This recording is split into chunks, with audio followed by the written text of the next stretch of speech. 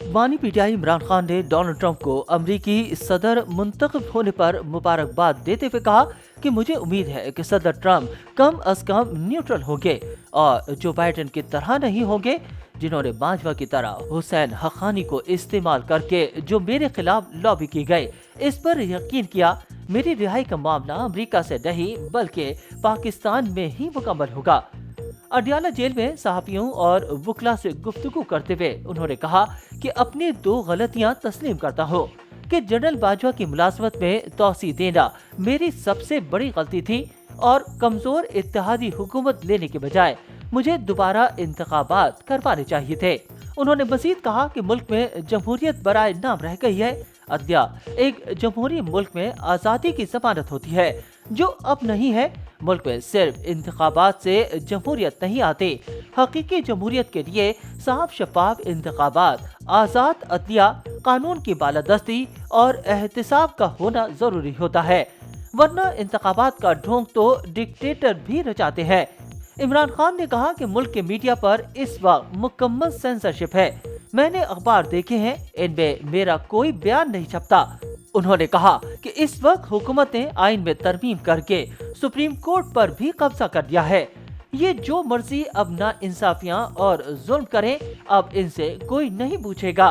तहरीक इंसाफ जो मुल्क की सबसे बड़ी जमात है, उसको हराने के लिए काजी पायसीसा और चीफ इलेक्शन कमिश्नर उनके साथ मिलकर मैंडेट चोरी में उनकी मदद की।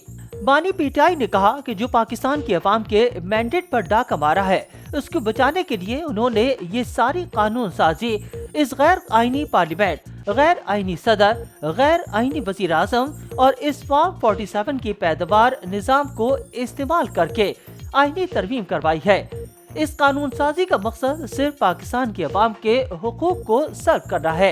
इमरान खान ने कहा कि मैं अपनी सारी पार्टी बिलखुसूस क़यादत को ये पैगाम देता हूँ कि एहतजाजी तहरीक की तैयारी करें। एहतजाज की क़यादत तहरीक इंसाफ की जॉइंट लीडरशिप करेगी।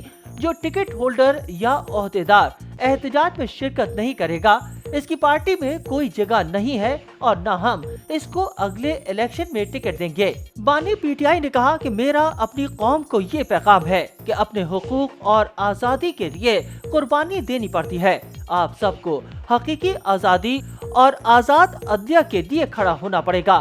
डंडे के जोर पर यह हुकूमत नहीं चलाई जा सकती। मैं पिछले 16 माह से जेल में नाहक कैद हूँ। अगर हम आज इनके सामने नहीं खड़े होंगे तो पाकिस्तान में जमहूरियत का मुकम्मल तौर पर खात्मा हो जाएगा। उन्होंने कहा कि मैं समझता हूँ कि गुलामी से मौत बेहतर है। ये मुझे मिलिट्री कोर्ट में ले जाना चाहते हैं तो ले जाएं। मैं इसके लिए भी तैयार हूँ, लेकिन उनकी गुलामी कबूल नहीं करूँगा।